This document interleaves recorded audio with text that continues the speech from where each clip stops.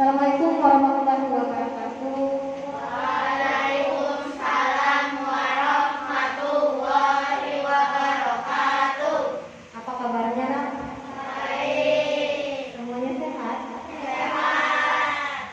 Alhamdulillah, hari ini kita bertemu lagi di sekolah. Jadi hari ini kita tatap muka. Ya.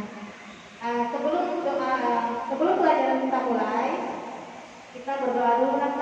Siapa yang pimpin doa? Baik? Ya. Nah, ambil mic-nya, Nak. Ambil mic-nya. Yang lain ikut berdoa ya.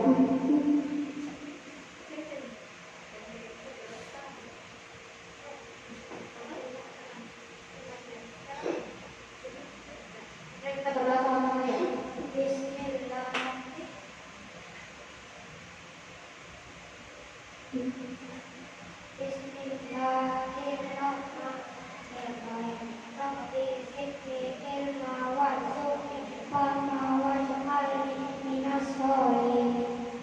Amin. Terima kasih Napain.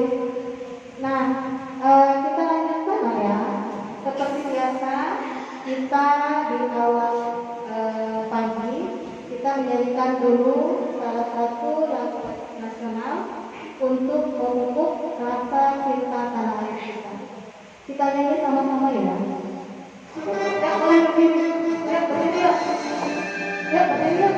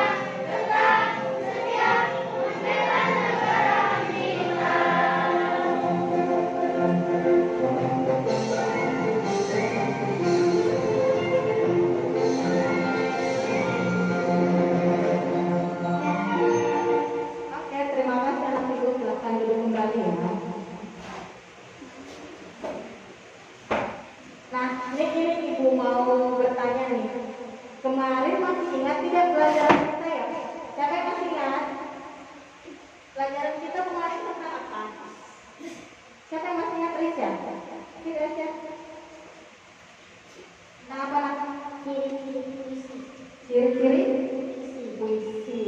Apalagi? Selain ciri-ciri puisi, bisa disebutkan salah satunya? Ciri-ciri pantun. Ya. Apa salah satunya ya? Kemarin. Iya, tepuk tangan dulu buat Resya. Jadi Resya masih ingat pelajaran kemarin katanya ciri-ciri pantun salah satunya adalah bersajak AB. Nah, hari ini kita lanjut pelajaran kita, Mas ya. Hari ini tuh kita masuk pada tema 5, subtema 2, hubungan antar makhluk hidup dan ekosistem. Nah, hari ini kita masuk pada pembelajaran ketiga. Adapun tujuan pelajaran hari ini, yang pertama itu nanti kita akan menemukan ide pokok atau pokok pikiran pada sebuah paragraf, kemudian menemukan kalimat penjelasnya, dan nanti juga kalian akan membuat kesimpulan dari ide pokok dan kalimat penjelas yang kalian temukan. Kemudian nanti juga kita akan membuat suatu karangan yang berhubungan tentang mata pencaharian masyarakat yang tinggal di daerah tertentu, misalnya di perkotaan mata pencahariannya apa. Nah, kemudian nanti kalian juga membuat sebuah naskah drama yang temanya tentang proklamasi kemerdekaan Indonesia. Nah, ini diingat baik-baik adalah tujuan yang akan kita capai pada pembelajaran hari ini, supaya kalian bisa nanti mencapai tujuan itu kalau kalian paham. Nah, selanjutnya nanti penilaiannya seperti biasa, Ibu akan adakan penilaian sikap, bagaimana kalian bersikap disiplin, aktif. Kemudian nanti ada penilaian sikap spiritual, bagaimana kalian tadi berdoa khusus atau tidak. Nah, juga ada penilaian pengetahuan dan keterampilan. Ya. Kita lanjut ke materinya ya. Nah, di sini ada materi bacaan, yaitu sistem irigasi Subang. Dan kita lanjut ya.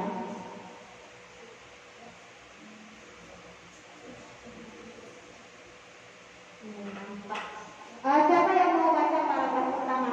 Ini nanti kalian sambil membaca, nanti kalian menemukan pokok pikirannya dan kalimat penjelasnya. Siapa yang pertama mau membaca? Ya, Ibu Selena. Lanjut. Silakan Selena. Kesimpulan pertanyaan Jika ada mic-nya kayak gini loh, coba lihat. Ya. yang mengelola sistem irigasi yang ada di sebuah kawasan persawahan. Kawasan persawahan itu biasanya dibatasi oleh penambangan alam seperti sungai, jurang dan penambangan lain yang berasal dari satu kelompok subak merupakan irisan dari sumber air yang mengalir. Kalau sebelah sungai yang melewati atau berada dekat dengan persawahan ini. Para anggota kelompok subak menggunakan istilah gotong royong dan saling bantu dengan cara meminjam air, bukan utang piutang. Dengan demikian, setiap anggota harus bertanggung jawab terhadap penggunaan air, juga terhadap petani lain sama anggota subak. Oke, silakan ditemukan pokok pikirannya dan kalimat penjelasnya ya. Itu tadi sudah dibagikan bukunya lah ya. Ada LKPD itu bagi, silakan lihat di LKPD-nya.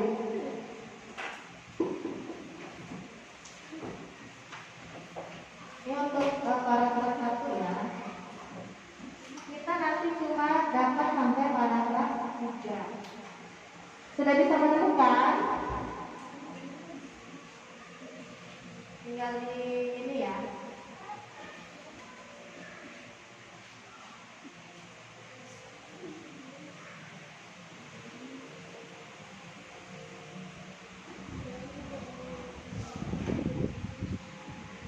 Sistem irigasi Subang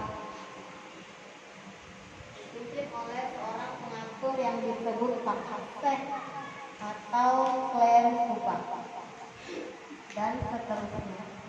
Silakan ditemukan pokok pikirannya dan kalimat penjelasnya.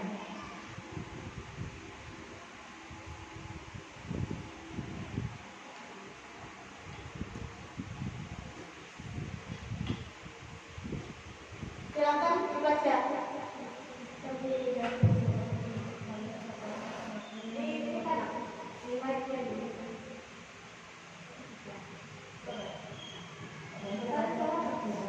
Para pengajar kerja sama dengan para kepala desa dan perangkat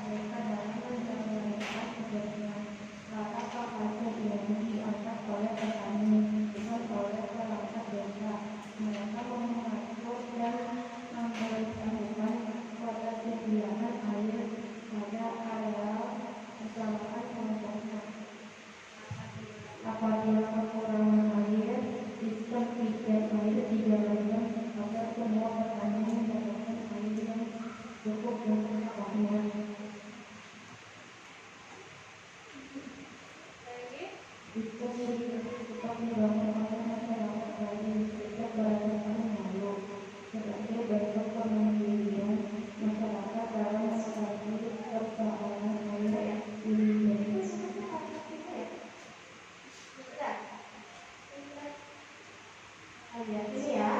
Bisa dilihat coba. Jangan ada gambarnya namanya. Sudah. Sekarang temukan pokok pikiran dan kalimat penjelasnya lagi. Terima kasih sudah membantu membacakan.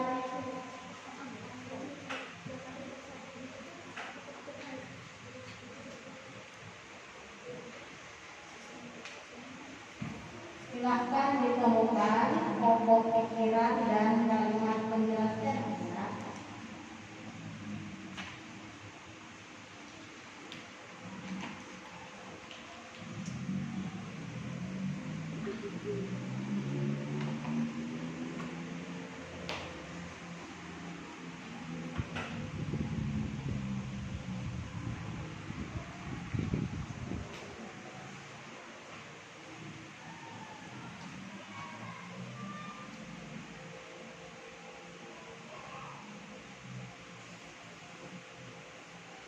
Kalau ada yang menemukan kesulitan atau ada yang tidak dipahami, boleh ditanyakan ya.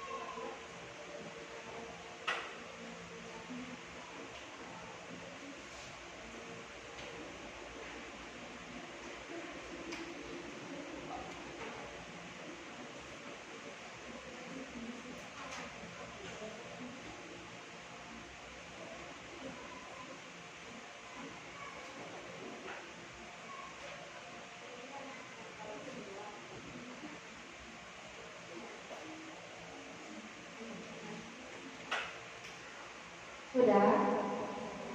Sudah. Sekarang tadi paragraf 3. Siapa yang bisa baca paragraf 3? Oke. Yang belum sebelah sini. Silakan. Sistem telah dibangun oleh masyarakat sejak beratus tahun lalu. Sebagai bentuk pengabdian masyarakat dapat mengatasi persoalan ayat dan basi. Semua persoalan terpanjang secara Yang lain mau nyimak nggak ya? dan rencanakan yang baik, termasuk di dalamnya membahas rencana pembangunan. Dalam beberapa ayat, dua ayat yang akan dijalankan dan waktu pembangunan, termasuk siapa saja yang akan melakukannya. Sebab sederhana memperhatikan akan perbedaan, tetapi juga memperhatikan atas saja sama dan keadilan dengan menggunakan prinsip memberikan ayat kepada anggotanya. Dengan demikian, dijaga menyelesaikan pada tahun 2012 sebab diakui sebagai salah satu warisan dunia oleh Universitas Indonesia yang Edukasiana yang bergerak organisasi. Pengakuan ini menjadi sebuah kebanggaan bagi Indonesia. Iya, terima kasih anak ibu. Silakan kalian temukan pokok pikiran dan kalimat penjelasnya kembali.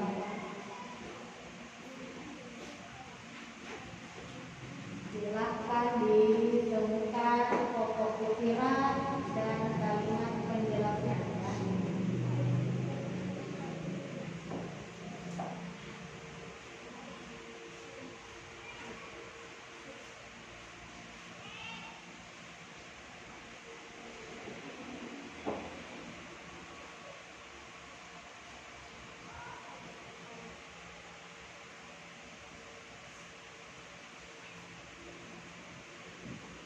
Ada yang kebingungan?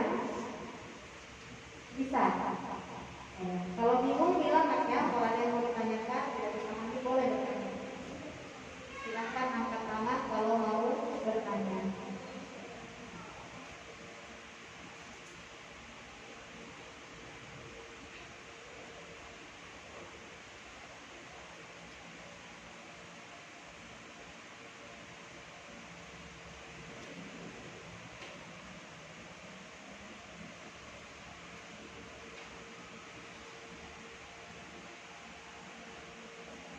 Sudah nemu? Sudah? Ya, siapa yang bisa membacakan untuk yang paragraf 1? Yuk, siapa yuk? Paragraf 1. Siapa yang bisa? Kamu kan kepikiran ya, baca, silakan. Paragraf 1 kira-kira apa kalau pikirannya ya? Coba merupakan kesimpulan pertama dari bidang mengelola sistem irigasi yang ada di sebuah kawasan persawahan. Iya. Yang lain ada yang lain jawabannya? Sama. Iya. Berarti memang hari ini untuk pokok pikirannya terdapat pada kalimat pertama. Kemudian kalimat penjelasnya yang mana? Ada yang tahu? Bisa silakan langsung dibaca kalimat penjelasnya yang mana ya kira-kira yang menjelaskan itu. Kawasan persawahan itu biasanya dibatasi oleh penampakan alam seperti sungai, jurang, dan penampakan lain yang jelas terlihat. Iya, betul. Tepuk tangan dulu buat Malaysia. Nah, sekarang untuk paragraf 2, siapa yang mau baca? Yuk. Sebelah sini. Oke. Selena. Ini yang lain. Kenapa lepas ya? Nah, silakan paragraf kedua. Ini ya. Silakan. Irigasi subak dipimpin oleh seorang senator yang disebut pekerja atau peneliti. Kemudian kalimat penjelasnya. Para peserta bekerja sama dengan para kepala desa dan perangkat desa dalam menjalankan bisnis. Oke, ada yang lain? Sama ya, iya. Tepuk tangan dulu buat Selena. Berarti kalian ini sudah apa sih? Yang mana kalimat atau pokok pikiran yang mana kalimat penjelas. Next, paragraf ketiga siapa yang bisa bantu ibu? Oke, silakan. Nelson. Sistem irigasi subak dibangun oleh masyarakat dari sekitar berabad tahun lalu Ya, terus kalimat penjelasnya. sebagai bentuk pemandirian masyarakat dalam mengatasi persoalan air irigasi. Oke, sip, tepuk tangan juga buat Nelson ya. Terima kasih anak ibu. Berarti hari ini kalian sudah pada bisa menemukan yang namanya pokok pikiran dan kalimat penjelas. Saya sudah semakin paham. Pada pertemuan kemarin kita sudah bahas ini. Nah sekarang silakan buat kesimpulan yang mau kesimpulan dari wacana yang kita baca hari ini. Itu ada di LKPD-nya di bagian bawah. LKPD kegiatan pertama membuat kesimpulan, ya. Apa nak? Iya, ringkasan kesimpulan, ringkasan ya. Dibuat diringkas dengan kata-kata kalian sendiri. Namanya meringkas pasti singkat, tidak panjang. Jadi membuat ringkasan dari paragraf 1 sampai paragraf 3. Iya, benar. Kalau yang panjang itu namanya mengarang, kalau diringkas berarti singkat. Yes. Jadi yang dibuat itu yang penting-pentingnya saja yang namanya ringkasan itu nah ya.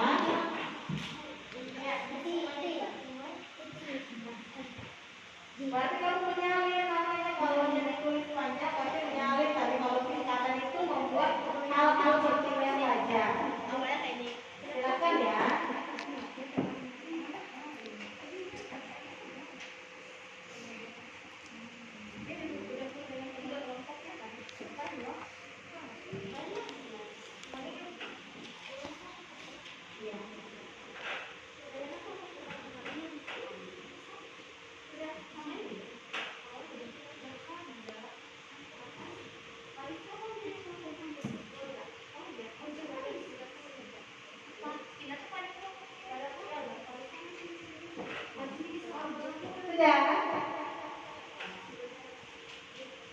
mulai yuk.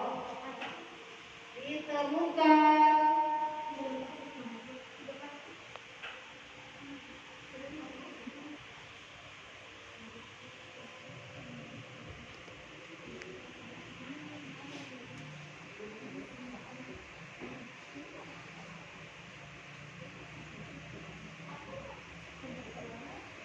Sudah. Siapa yang mau baca hasilnya? Siapa yang sudah ada? Rica, yang lain? Kenapa kan? Nah, Elsa, ayo Elsa lagi. Silakan. Merupakan kesimpulan petani di Bali mengelola sistem irigasi yang ada di kawasan perbatasan. Sistem irigasi cukup fungsi pada seorang penanaman yang disebut lokasi atau plan saja. Sistem irigasi cukup dibangun oleh masyarakat Bali sejak beratus tahun lalu. Oke, sip. Boleh tepuk tangan buat Elsa lagi. Ya. Yang lain nanti ya, baca bukunya itu salah satu contoh dari kesimpulan yang dibuat Elsa tidak perlu di sana, Nak. Sekreatif-kreatifnya kalian, yang isinya tuh isinya sama, tapi kata-katanya boleh berbeda, ya. Sekarang kita lanjut ya, mari. Tadi kalian sudah bisa ya menemukan pokok pikiran, kemudian kalimat penjelas, terus juga kita sudah membuat kesimpulan. Nah sekarang kita lanjutkan. Nah penampakan alam, tadi itu salah satu penampakan yang ada di Indonesia ya, tapi penampakan buatan karena dibuat oleh manusia. Nah sekarang penampakan alam yang ada di Indonesia tentu mempengaruhi cara masyarakat dalam memanfaatkan sumber daya yang ada dalam kehidupannya. Duduk dulu tenang. Ya. Nah sekarang berbagai upaya dilakukan masyarakat dalam memanfaatkan dan mengelola sumber daya tersebut. Jadi masyarakat itu mengelola sumber daya yang ada di sekitar tempat tinggalnya. Nah masyarakat petani di Bali menggunakan subak untuk membantu ketersediaan air sehingga terjamin usaha pertaniannya. Berarti para masyarakat yang ada di Bali itu sudah memanfaatkan sumber daya alam yang ada di lingkungannya. Masyarakat petani Brebes, kita di Bali sekarang Brebes ya, memanfaatkan daerahnya sebagai penghasil bawang merah nasional.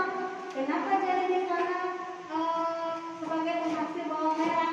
Karena daerahnya memang cocok untuk bercocok tanam bawang merah, ya, karena kesuburan tanahnya di sana.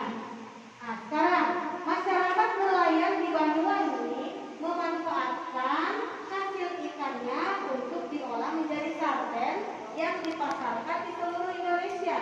Nah, berarti masyarakat nelayan yang ada di Banyuwangi juga sudah memanfaatkan sumber daya alam yang ada di lingkungan tempat tinggalnya. Nah, kegiatan ekonomi masyarakat sangat dipengaruhi oleh penampakan alamnya. Jadi kegiatan ekonomi itu sangat dipengaruhi oleh penampakan alam yang ada di sekitar kita. Apa itu kegiatan ekonomi? Ada yang tahu kegiatan ekonomi apa? Ayo, apa? Kegiatan ekonomi adalah kegiatan yang dilakukan. Coba. Ya, boleh menjawab. Silakan. Mana? Kegiatan ekonomi adalah kegiatan ulang.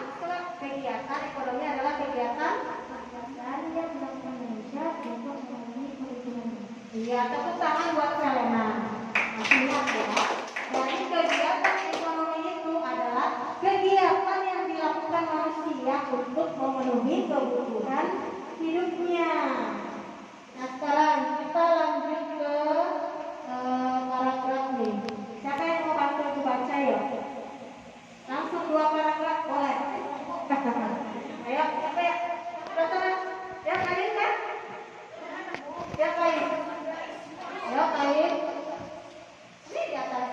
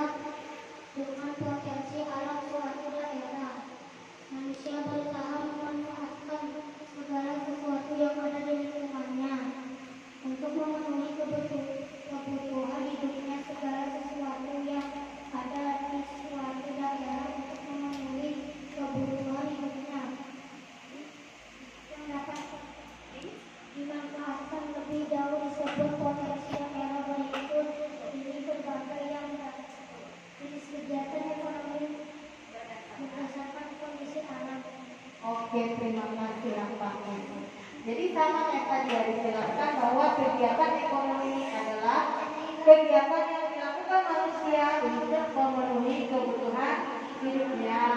Kemudian kegiatan ekonomi itu bisa masyarakat itu memanfaatkan sumber daya alam yang ada di sekitar lingkungan tempat tinggalnya. Nah, sekarang kita lihat paragraf berikutnya ya.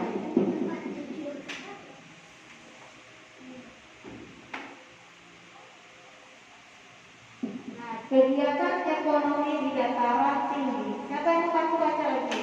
Sia, gantian ya. Ya, Sia ya.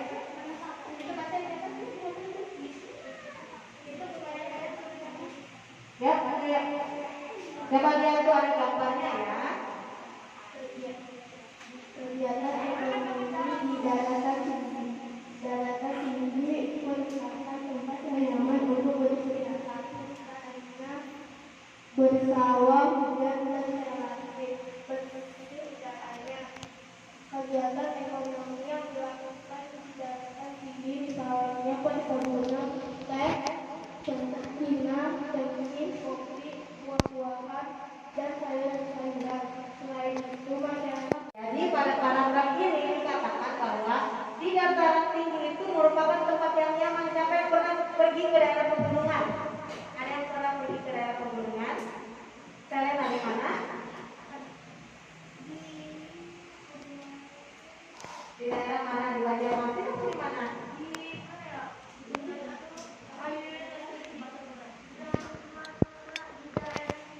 Pegunungan. Nah, di masyarakat daerah pegunungan itu memanfaatkan sumber daya alam untuk memenuhi kebutuhan hidupnya. Salah satunya apa? Menjadikan tempat di pegunungan itu untuk dataran tinggi itu sebagai tempat wisata. Maka masyarakat yang ada di sekitar itu bisa menjadi pemandu wisata, menghasilkan duit. Nanti duitnya bisa dipakai buat membeli segala kebutuhan hidup masyarakat tersebut. Nah, selain sebagai pemandu wisata, masyarakat yang ada di daerah dataran tinggi itu bisa membuat usaha atau perkebunan ya, perkebunan teh, kemudian cengkeh, kopi, buah-buahan dan sayur-sayuran. Kira-kira kenapa di daerah dataran tinggi itu bisa dijadikan tempat perkebunan ya? Ya, kalian apa kalian anak? Bentar ya, dibantu mic-nya. Kira-kira kenapa masyarakat di sekitar dataran tinggi bisa memanfaatkan lingkungannya sebagai tempat perkebunan? Karena iya, tanahnya subur. Ya, tepuk tangan lagi buat Helena. Nah, hebat ya. Sekarang kita lanjut ke paragraf berikutnya.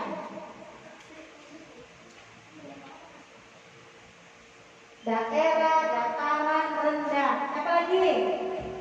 Siapa yang belum baca Farida? Rizky ada lagi ya? Oh iya, Ojek juga belum. Gantian ya. Ya, lanjut ya. Daerah rendah merupakan kawasan yang layak untuk semua bentuk pemerintahan, baik itu untuk pertanian, pemukiman, industri, ataupun berbagai penggunaan lahan yang lain. Jenis tanaman yang cocok untuk ditanam di dataran rendah adalah padi, palawija, kacang-kacangan, dan buah-buahan. Sebagai lokasi permukiman, daerah ini dapat dengan cepat mengalami perkembangan segala arah. Oke, terima kasih. Jadi di dataran rendah itu masyarakatnya bisa juga bertani karena di dataran rendah itu juga tanahnya subur dan biasanya di dataran rendah itu airnya lumayan mudah ditemukan. Makanya orang bisa menanam padi di sana ya. Jadi bisa sebagai petani. Kemudian bisa menanam kacang-kacangan, buah-buahan dan palawija. Kemudian juga dijadikan tempat pemukiman. Kenapa dijadikan tempat pemukiman? Ya, permukiman pemukiman itu perumahan, jadi ditempati oleh banyak penduduk. Kenapa ya? Ada yang tahu kenapa bisa dijadikan tempat pemukiman untuk di dataran rendah? Karena dataran rendah. Ya, karena di dataran rendah itu cepat mengalami perkembangan ke segala arah dan juga gampang diakses ya. Jadi gampang untuk diakses, makanya daerah itu cepat berkembang, lalu bisa dijadikan sebagai pemukiman penduduk. Paham? Ada yang mau ditanyakan? Ya. Palawija itu semacam rempah-rempahan, ya. Oke. Siapa lagi? Sudah? Lanjut ya. Next, paragraf berikutnya. Aujan dan mukalaf ya.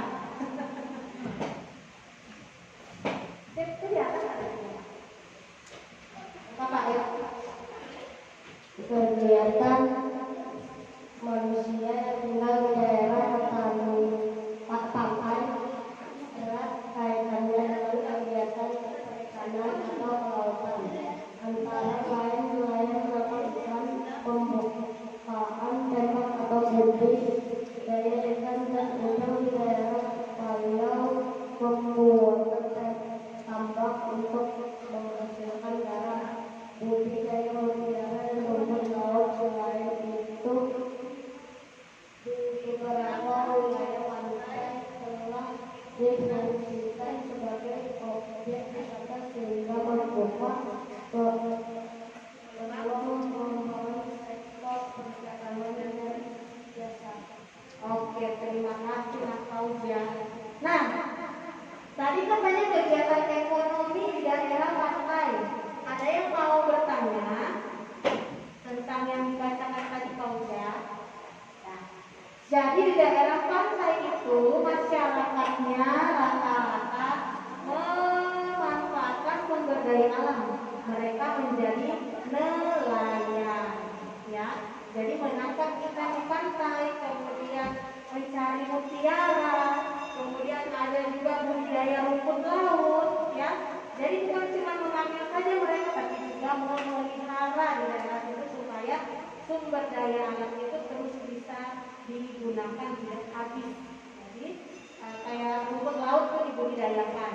Jadi mereka membuat budidaya rumput laut. Nah, selain yang itu, mereka juga bisa menjadikan kawasan pantai itu sebagai objek wisata.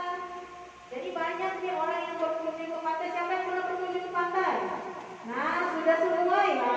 Nah, kalau kita pantai lumayan ya, dekat dari sini ya, 2 jam sampai kita di pantai.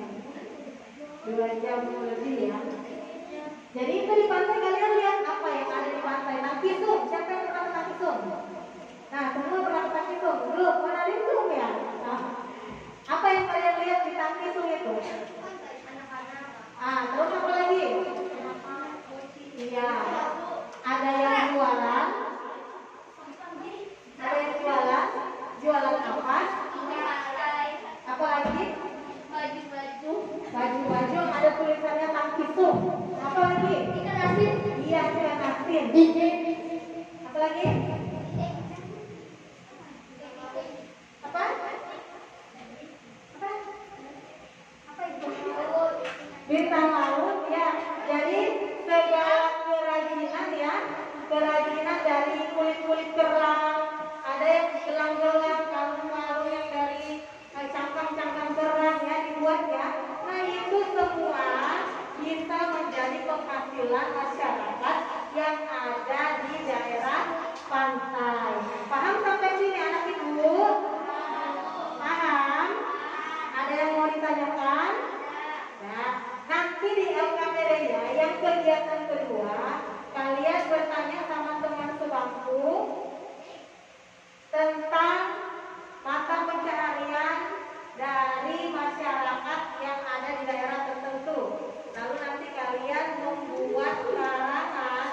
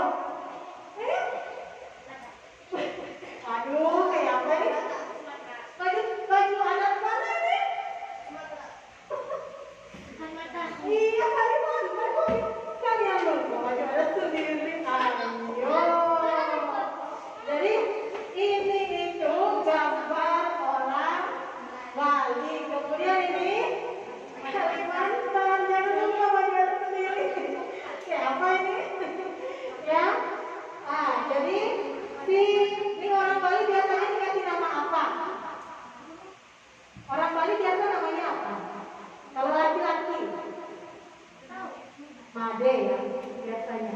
Nah itu ya. Jadi Made berkata, aku bangga dengan Indonesia yang memiliki keanekaragaman yang tinggi. Tak hanya keanekaragaman penampakan alamnya, tetapi juga suku bangsanya. Itu kata Made. Kemudian dilanjutkan sama temannya yang berasal dari Kalimantan, namanya Amoy. Iya kan? Biasanya kan kalau kita di Kalimantan anak perempuan itu namanya Amoy. Oke. Kemudian si Amoy menjawab, jangan lupa bahwa semua yang kita peroleh saat ini juga berkat jasa-jasa para pahlawan kita. Made, berkat mereka lah kita dapat menikmati kemerdekaan dan menjalankan negara dengan kemampuan kita sendiri tanpa diatur atau dikendalikan oleh bangsa lain. Terus apa yang dikatakan Made selanjutnya? Iya, tepat sekali Amoy.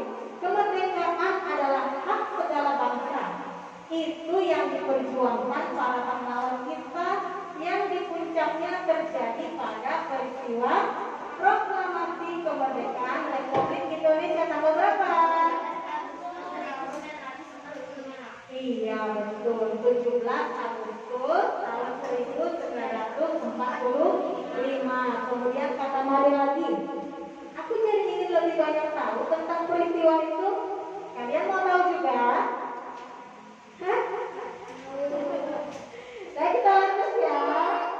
Nah, jadi kita masuk pada peristiwa sekitar proklamasi kemerdekaan. Bangsa Indonesia telah banyak mengorbankan banyak hal untuk sampai pada gerbang kemerdekaan. Proklamasi kemerdekaan pun harus diraih dengan tumpahan darah dan keringat. Berbagai peristiwa penting juga mewarnai perjalanan bangsa Indonesia menuju proklamasi kemerdekaan. Kemarin kita baru memperingati hari apa? Hari apa bulan Desember hari? November. Kalau bulan Oktober ada Sumpah Pemuda. Kemudian bulan November baru-baru 10 November. Iya, Selena betul. Hari apa? Hari? Iya, Hari Pahlawan. Betul kata Selena ya. Next lanjut.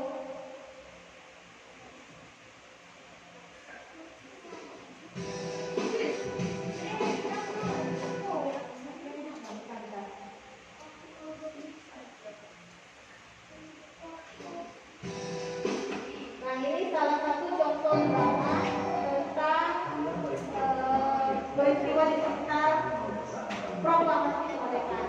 Dengar ya, silakan disimak. Tujuan persiapan besok, besok aku ada presentasi sejarah di kampus yang pada tangga.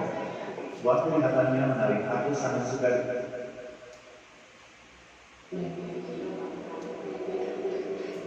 Assalamualaikum, selamat pagi. Apa kabar rekan-rekan semua? Alhamdulillah, insya Allah saya sehat. Jadi ini temannya membantu dia. Makalah saya terkait dengan peristiwa menjelang proklamasi kemerdekaan Indonesia. Apakah di sini ada yang tahu peristiwa penting apa saja yang terjadi ketika menjelang proklamasi? Saya ingin mencoba menjawab. Peristiwa penting yang terjadi menjelang proklamasi salah satunya adalah janji kemerdekaan dari Hoiso, pembentukan PPKI, dan pengeboman kota Hiroshima dan Nagasaki, serta peristiwa dinasti Trump. Terkait materi yang akan saya sampaikan, karena keterbatasan waktu saya akan fokus menjelaskan tentang pengeboman kota Hiroshima dan Nagasaki. Pengeboman kota Hiroshima dan Nagasaki menjadi sebuah tonggak terbukanya pintu kemerdekaan Indonesia. Dengan kekalahan Jepang atas sekutu berdampak terjadinya Papua Power di Indonesia. Hal inilah yang kemudian dimanfaatkan oleh golongan muda untuk mendesak golongan tua khususnya Soekarno agar segera memproklamasikan kemerdekaan. Maaf, saya ingin bertanya, bagaimanakah reaksi dari Soekarno ketika didesak oleh golongan muda? Pertanyaan yang sangat bagus dari teman kita. Reaksi Bung Karno ketika dengan tegas menolak karena masih ingin memastikan berita kekalahan Jepang dan Bung Karno hanya ingin kemerdekaan Indonesia harus melalui rapat PPKI. Hal inilah yang kemudian memicu penculikan Bung Karno dan Bung Hatta ke Nasdem.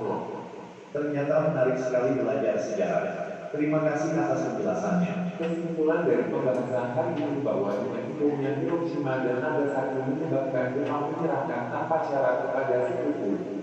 Hal inilah yang kemudian dimanfaatkan oleh bangsa Indonesia dalam waktu yang singkat. Terhitung sejak tanggal 15 Agustus tahun 1945 menerima kabar kekalahan Jepang. 2 hari berselang tanggal 17 Agustus tahun 1945 mampu memproklamirkan kemerdekaan Indonesia. Di akhir presentasi ini, adakah yang ingin memetik hikmah dari pembahasan hari ini? Saya ingin mencoba menjawab. Salah satu hikmah yang dapat kita petik bahwa tokoh pejuang kemerdekaan kali itu sangat responsif dan tanggap karena hanya dalam waktu yang sangat singkat mampu membuat sebuah keputusan yang bersejarah bagi bangsa kita. Seperti itu kira-kira jawaban saya. Wow, luar biasa jawaban Anda. Karena waktu membatasi kita, saya akhiri pertemuan ini. Saya ucapkan terima kasih atas atensinya. Assalamualaikum warahmatullahi wabarakatuh. Waalaikumsalam warahmatullahi wabarakatuh. Presentasi jelas. Oke, tadi apa katanya yang ada di video ini? Peristiwa kemerdekaan. Peristiwa penting sebelum diproklamasikannya kemerdekaan Indonesia. Tadi membahas tentang apa dia? Kayak videonya tadi membahas tentang apa ya? Yo. Tadi videonya yang kalian simak itu dia membahas peristiwa. Apa ya? Ada bom apa tadi? Hah? Apa?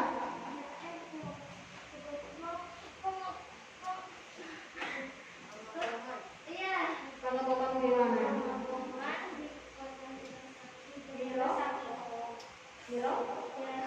Hiroshima dan Nagasaki. Ya, jadi Hiroshima dan Nagasaki itu yang dibahas di video tadi ya. Masih di itu di Jepang. Jadi Bu jelaskan dulu ya. Nah tadi video yang kalian simak itu sudah disimak, itu salah satu peristiwa yang terjadi sebelum proklamasi kemerdekaan Indonesia. Nah ini lanjut. Jadi pertemuan di Dalat itu terjadi pada tanggal 12 Agustus tahun 1945. Ada 3 tokoh pergerakan nasional yang memenuhi undangan dari Jenderal Tauci di Dalat. Jadi mereka pergi di Dalat. Dalat itu ada di Vietnam Selatan ya. Nah, pada pertemuan itu Jenderal Terauchi mengatakan pemerintah Jepang telah memutuskan untuk memberikan kemerdekaan kepada Indonesia. Kenapa pemerintahan Jepang sudah mau memberikan kemerdekaan kepada Indonesia? Karena pemerintahan Jepang telah dikalahkan oleh musuhnya yaitu Amerika. Nah, jadi pada tanggal bulan itu pada tanggal 6 itu di Jepang di kota Hiroshima dijatuhi bom atom oleh Amerika Serikat. Kemudian disusul 3 hari kemudian yaitu pada tanggal 9 Agustus tahun 1945 kota Jepang yang terletak di Nagasaki juga dibom. Jadi 2 kota ini merupakan kota yang penting untuk Jepang karena pemerintahannya ada di situ. Lalu ketika dibom atom oleh Amerika Serikat, maka lumpuhlah pemerintahan Jepang pada saat itu. Makanya Jepang mau menyerahkan kemerdekaan Indonesia. Nah, kemudian pada tanggal 15 Agustus tahun 1945 menyerahkan Jepang tanpa syarat. Karena tadi pusat pemerintahannya sudah dibom atom, maka pemerintahannya menjadi lumpuh. Sudah bingung mau bikin apa lagi, jadi mereka sudah menyerah, menyatakan kalah dalam perang oleh Indonesia. Nah, setelah Jepang itu menyerah tanpa syarat pada tanggal 15 Agustus tahun 1945, berita itu menyebar lewat radio. Jadi disebar lewat radio. Zaman dulu radio masih populer sekali ya. Zaman sekarang kalian sudah tidak lagi mendengar radio. Sudah main HP, sudah main internet. Nah, jadi dulu itu berita itu disampaikan lewat radio. Lalu ada salah seorang tokoh pejuang kita yang bernama Sultan Syahrir mendengar kekalahan Jepang itu. Lalu akhirnya Sultan Syahrir ini menyampaikan kepada teman-temannya tokoh pemuda bahwa pemerintah Jepang telah menyerah. Ini kesempatan kita untuk menyatakan merdeka. Maka menghadaplah mereka kepada Insinyur Soekarno dan Muhammad Hatta sebagai golongan tua untuk meminta mereka segera melaksanakan proklamasi kemerdekaan. Tetapi golongan tua ini menolak karena takut akan terjadi hal-hal yang tidak diinginkan. Takut kalau tiba-tiba terjadi pertumpahan darah besar lagi seperti kemarin-kemarin. Jadi mereka tidak berani untuk segera memproklamasikan. Nah, untuk mendesak golongan tua ini untuk segera memproklamasikan kemerdekaan, maka Insinyur Soekarno dan Muhammad Hatta dibawa ke Rengas Dengklok. Di sana mereka diberi masukan, saran kepada golongan-golongan muda dan para pejuang yang ikut serta ke sana. Kenapa dia dibawa ke Rengas Dengklok? Supaya Muhammad Hatta dan Insinyur Soekarno tidak mendapat pengaruh lagi dari mana-mana, supaya bisa segera memproklamasikan, supaya bulat tekadnya untuk segera memproklamasikan kemerdekaan kita. Nah, sampainya di Rengas Dengklok, maka berundinglah mereka. Akhirnya mereka sepakat untuk segera memproklamasikan kemerdekaan negara Republik Indonesia. Jadi mereka dibawa ke Rengas Dengklok pada tanggal 16 Agustus ya. Nah, pada saat malam hari, jadi subuh mereka dibawa ke Rengas Dengklok. Nah, pada tanggal 16 itu juga di tengah malam mereka dipulangkan kembali ke Jakarta karena sudah setuju ini mau memproklamasikan kemerdekaan. Maka diaturlah segala-galanya. Naskah proklamasi diketik oleh Sayuti Malik, kemudian bendera merah putih dijahit oleh Ibu Fatmawati. Nah, setelah itu berangkatlah kembali mereka ke Jakarta, ya, dengan tetap ditemani oleh golongan muda. Jadi sepakat bahwa naskah proklamasi ditandatangani oleh siapa?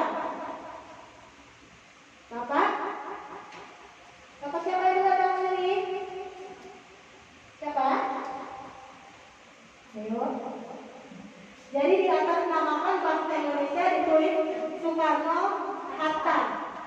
Jadi ada nama Bapak Soekarno Hatta tapi atas nama bangsa Indonesia yang diwakili oleh Bapak Soekarno dan Bapak Muhammad Hatta. Nah, akhirnya karena sudah berangkat dari kembali ke Jakarta, nah pada tanggal 17 Agustus 1945 jam berapa?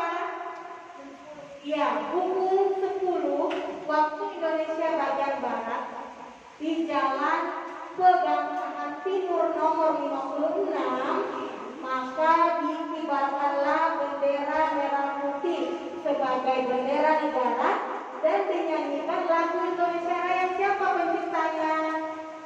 Lagu Indonesia Raya siapa penciptanya? Iya, W.R. Supratman. Nah, sejak saat itu maka bangsa Indonesia hidup merdeka dalam bingkai negara kesatuan Republik Indonesia. Ada yang mau bertanya sampai sini tentang peristiwa-peristiwa tadi? Sudah paham? Insya Allah paham. Kalau ibu tanya tadi, siapa yang pertama kali mendengar kekalahan Jepang? Siapa yuk? Ayo. Siapa tadi bilang tadi siapa? Menyimak tidak? Siapa tadi kata ibu? Yang pertama kali mendengar kekalahan Jepang, kata ibu tadi. Kan disiarkan lewat radio. Siapa? Sayuti? Iya, betul Pak Ibu. Sayuti Malik yang mendengar pertama kali. Sayuti Malik? Sultan? Sultan? Sultan? Sultan siapa? Ya, Sultan Syahrir. Kalau Sayuti Malik itu yang mengetik naskah proklamasi. Maaf ya, ini jadi salah. Jadi yang mengetik naskah proklamasi itu Sayuti Malik, yang mendengar kekalahan Jepang pertama kali itu Sultan Syahrir. Kemudian yang menjahit bendera tadi siapa kata Ibu? Ibu Fatmawati. Oke, paham berarti ya. Nah sekarang Ibu mau kelompokkan kalian menjadi dua kelompok nih. Siapa? Kelompok ini sudah dari aja lagi yang kelompoknya ya. Sudah dulu ya. Pauja, Elsa, Selena, Arida masuk kelompok 1. Kemudian yang di sini kelompok 2 ya. Ada Lydia, Risya, Nadir dengan Fakih. Nah sekarang silakan kalian berdiskusi membuat naskah drama tentang peristiwa menjelang proklamasi, atau boleh juga dramanya pas peristiwa kemerdekaannya. Silakan, pokoknya temanya yang ada membuat tentang kemerdekaan Republik Indonesia. Diperankan 4 orang ya.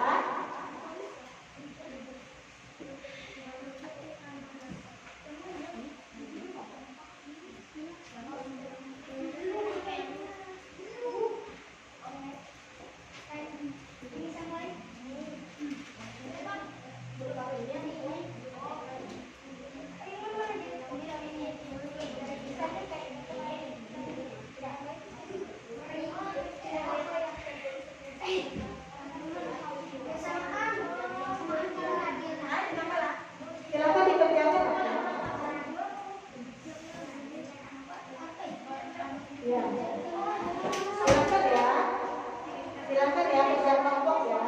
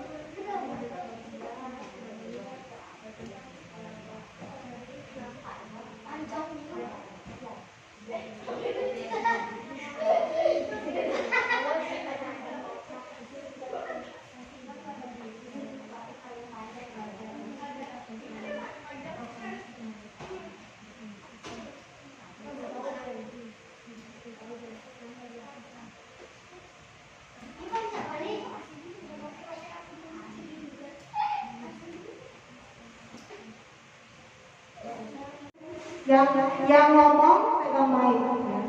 Boleh ini maskernya biar jelas suaranya. Masker gak jelas ya. Yang kelompok 2 silakan menyimak.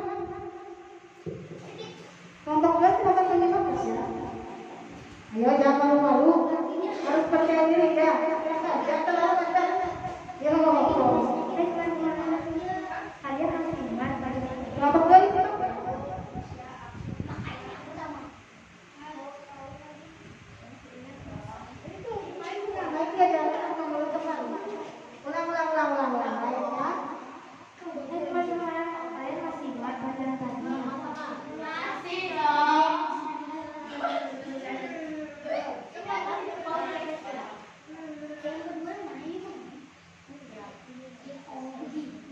Siapa yang membacakan teks proklamasi pada tanggal 17 Agustus tahun 1945? Soekarno-Hatta.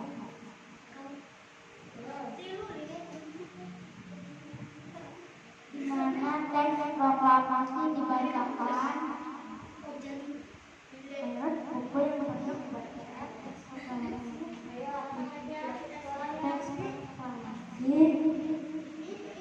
bicara Sedang Barat Timur nomor 56 Jakarta. Siapa yang tahu yang mendandatangani teks proklamasi itu? Soekarno-Hatta. Siapa yang membeli bendera Indonesia? Ibu Fatmawati Sudarso.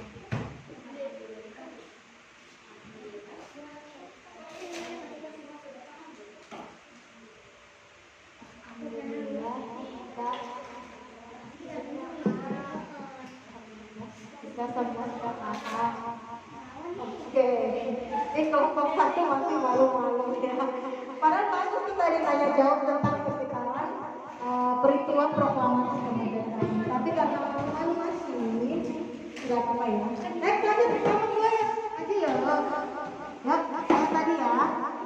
Harus pede ya. Sudah yang kedua kamu ini harus lebih pede loh. Yuk bisa yuk.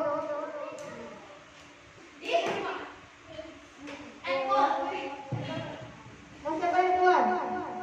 Nanti bukunya dioper ya. Satu aja yang begini. Ayo.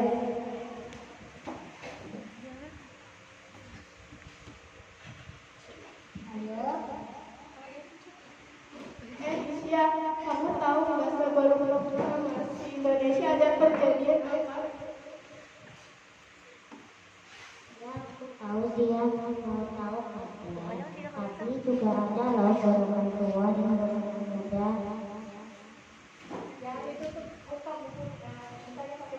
Iya, Risya, aku tahu, aku mau tahu. Dan golongan tua itu siapa? Golongan muda itu siapa? Jadi sebelum kemerdekaan Indonesia ada sebuah peristiwa penting yang dicatat oleh sejarah Indonesia,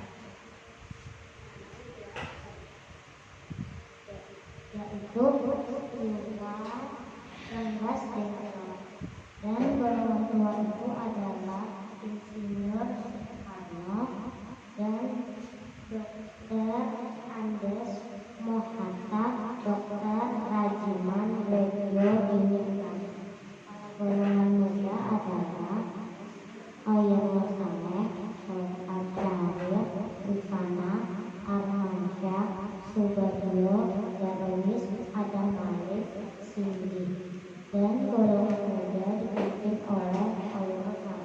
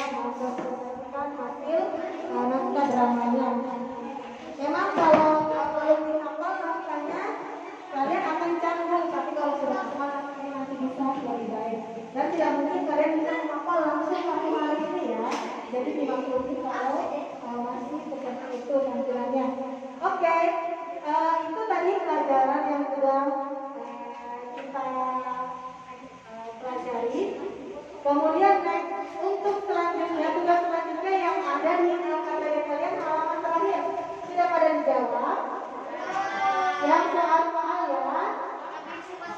Iya. Oke, silakan. Ya. Ya.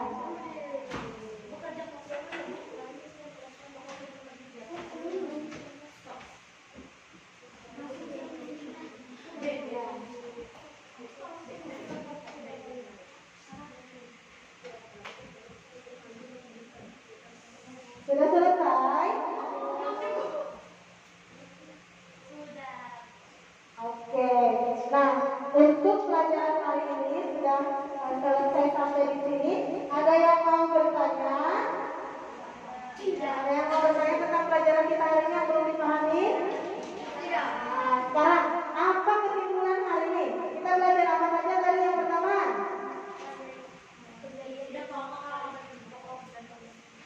Apa tadi? Iya, ada pokok dan kalimat yang jelas. Kemudian apa lagi? Hah? Iya, kejadian sekitar proklamasi kemerdekaan Republik Indonesia. Iya, sistem irigasi Subak. Oke, anak ibu hari ini pada hebat semua. Ibu ucapkan terima kasih karena semuanya hari ini sudah ikut berpartisipasi. Kemudian sudah menyimak pelajarannya dengan baik. Untuk pelajaran selanjutnya, nanti kita masuk pada pembelajaran keempat. Hari ini kita pembelajaran ketiga ya. Selanjutnya nanti kita akan mempelajari tentang pembelajaran keempat. Itu masih ada materi tentang masih sekitaran pokok pikiran. Jadi nanti kita masih mencari pokok pikiran. Kemudian mungkin nanti membuat pertanyaan-pertanyaan dari pokok pikiran yang sudah kita temukan. Nah, ibu akhiri pembelajaran kita hari ini dengan ucapan Assalamualaikum warahmatullahi wabarakatuh. Waalaikumsalam warahmatullahi wabarakatuh. Oke, tetap jaga kesehatannya nak ya. Silakan dirapikan bukunya. Kita akan pulang ya. Selamat istirahat. Ayo jaga jarak. Tidak usah salaman ya, cukup seperti ini.